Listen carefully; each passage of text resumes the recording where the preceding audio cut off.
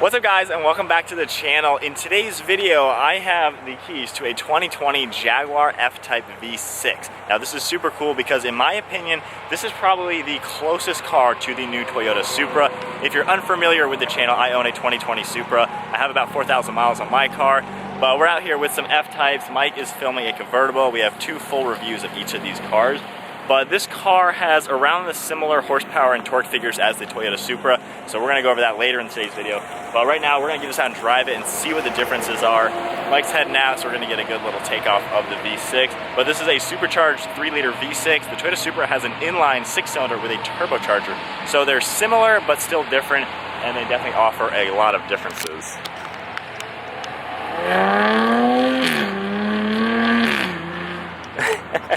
That has a very Supra sound, very similar. I heard some cracks and pops. But this car finished off in white, pretty much matches my Toyota Supra, which is super cool. And then real quick, we're gonna hop on the inside and take a look at some of the interior.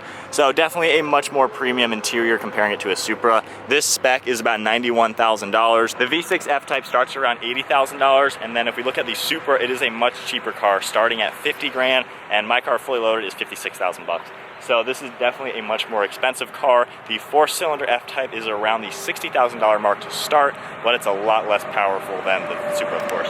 But anyway, let's hop in the Supra. Let's hop in the F Type and talk about it, comparing it to the Supra, and see if this really is the big boy version of a Toyota Supra. You can also get this with a massive supercharged 8-cylinder engine. That car's gonna set you back a little over 100 grand. But anyways, let's hop in the F Type. So I got my little cheat sheet here to go over some specs. So this car we're sitting in has 380 horsepower. The Supra's engine is rated at 335. This car has 339 pound-feet of torque, and the Supra's at 365. But we do know with the Supras, they dyno a lot faster. My car dynos at 350 wheel, which is closer to over 400 engine, and then I have over 400 pound-feet of torque at the wheels. So the Supra is actually a faster car. Jaguar rates this car at 0 to 60 at 4.9 seconds. Toyota rates the Supra at 4.1, but they have been tested at 3.8. So the Supra is a second quicker to 60, actually more than that. So that's just some of the specifications of the two cars. So this car actually is slower than the Supra, a lot more expensive, and what you are getting with this car is the interior refinements, hands down. Everything in this car is covered in leather. It is a beautiful, beautiful place to be. Cannot argue with that. The door panel on the Supra and the dash is plastic. So this, hands down, a million times nicer as far as just the refinements go. And then we do have more technology in this car, especially having the power trunk lid. But then this car is also an all-wheel drive vehicle. I do not believe a rear-wheel drive is offered anymore. But all-wheel drive is a little bit better for inclement weather, so this car is more stable for that sort of thing. And then as far as driving modes, you have a normal and a dynamic in this car. The Supra, you have a normal and a sport mode, which is kind of the same thing. This car also has an inclement weather mode. So then if we put this into manual and dynamic mode, the active exhaust turns on, just like in the Supra. So already they do have a lot of characteristics. Getting up to speed though,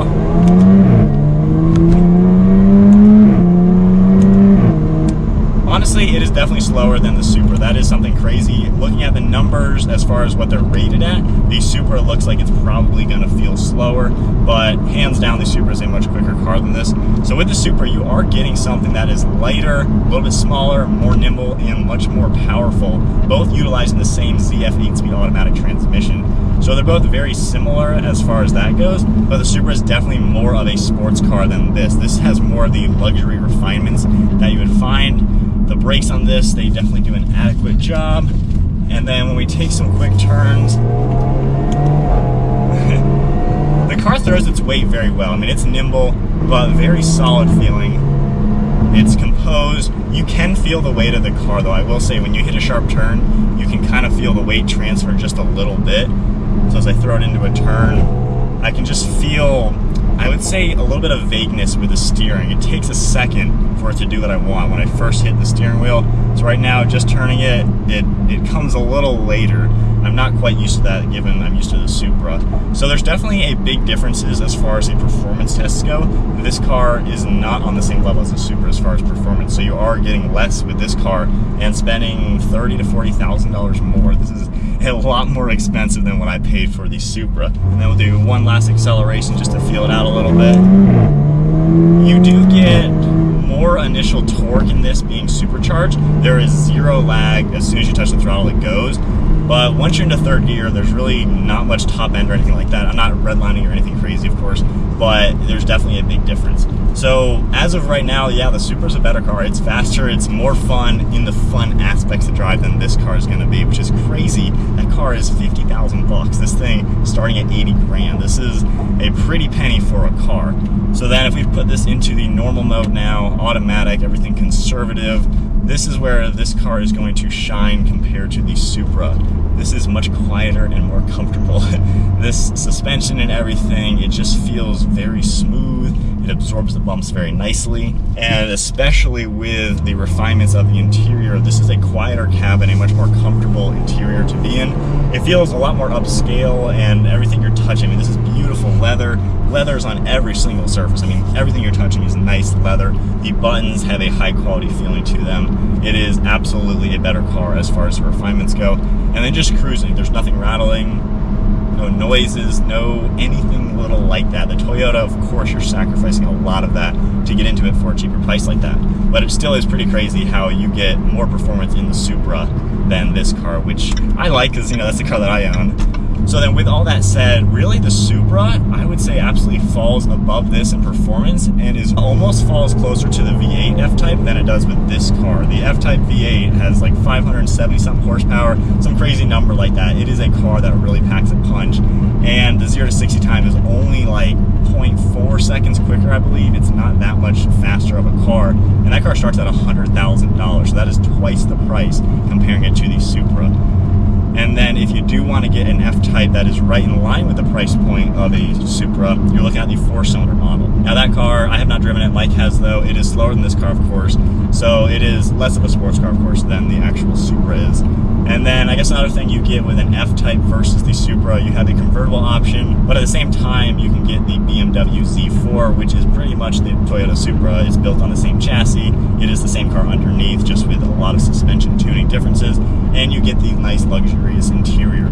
So this segment of car, you know, a two-door, two-seater, hatchback style coupe, this is the closest body style to a Toyota Supra. I think the only other car I can think of would be an Aston Martin Vantage. For whatever reason, everybody loves comparing the Supra to the Corvette C8, the new 2020 Corvette, but they aren't even remotely the same car. There is nothing that those cars share that make them a competitor. There's nothing at all. They just happen to come out the exact same time, which made everybody go crazy. But if you actually want to look for a competitor car to a Toyota Supra, the A90, the 2020, and then the upcoming 2021 Toyota Supra, the F Type definitely has the same layout. It is the same kind of interior. It's a little bit more roomy in here. I definitely feel like everything is a little more spacious. But I will say, as far as the V6 goes versus the 6-cylinder Supra, because those are really competitors given they have the same size engine. They're both 3 liters. So it's really cool to kind of compare those two back to back. But it is awesome that the Supra is faster and has more of the fun factor, which I'm really happy about. I was going into this test drive thinking, you know, what if this is just such a better car in every single aspect? But the performance factors, the Supra is the better performance car, which is pretty awesome. You're just missing out on all the luxuries and the refinements that you're going to get in a Jaguar. Of course, a Jag should be a nice, luxurious car to drive, and that's what I'm finding. This is much more comfortable and very smooth. Final thoughts, this is a lot more expensive, and I don't think people are actually going to be cross-shopping them, to be honest, because if you're buying a Supra, you know, let's just say $55,000, that's going to be the average price of that car, you know, you are getting so much performance for the money. And especially now driving this car, I think I appreciate the Supra even more, just because that is so much performance for 30 grand less than this car. That is a huge difference. That is a huge cost savings and a huge amount of performance you're going to get. That's just crazy to think about. But then with this car, if you want the 4-cylinder model, you're in Supra pricing. You're right at $60,000, but I mean, you're not getting any of the performance, not even close. Even with this car, not even close, honestly, to the performance that you're getting with the Supra. But with this car, you know, I think someone buying this, they want a luxurious GT car, something with refinements, comfort. I mean, the power liftgate, that is super cool. Beautiful materials everywhere. So this car is not gonna be something that someone's buying because they want a performance-oriented sports car. The Supra is literally all about performance, the fun factor. The refinements aren't even really there. I mean, it has leather, but it's not even close to being this nice of leather. So I don't even think buyers of Supras would even be looking at this car. And if they are, they're gonna want the V8. If for me, I would get the V8, but that's $100,000, so double the price. So not really a car someone's gonna cross shop in all honesty, but I wanted to compare the two just because they have the same layout. This one's white, it matches my car, black interior. So this literally would look just like my car if they were parked right next to each other, which is pretty neat to see. But comment down below, I wanna hear your guys' comments on what you think really is the competitor to a Toyota Supra. Because honestly, the 370Z was, but that's a decade-old car. So in today's market, what exists that is a competitor to the new Supra? Because I thought this would be it, but really the V8 is the competitor, but that's twice the price, and then you have even more power, so that's just really hard to say. But anyway, comment down below. I can't think of any other cars than this one, and this honestly isn't even a competitor at this point. But I hope you guys enjoyed the video. This car was supplied by Jaguar of Greenville. I did a full review on it. Check it out. This really is a sweet car, just a completely different demographic than a Supra buyer. So just don't get me wrong on that. But I hope you guys enjoyed the video. Give it a thumbs up, hit that subscribe button. I'll see you guys in the next video.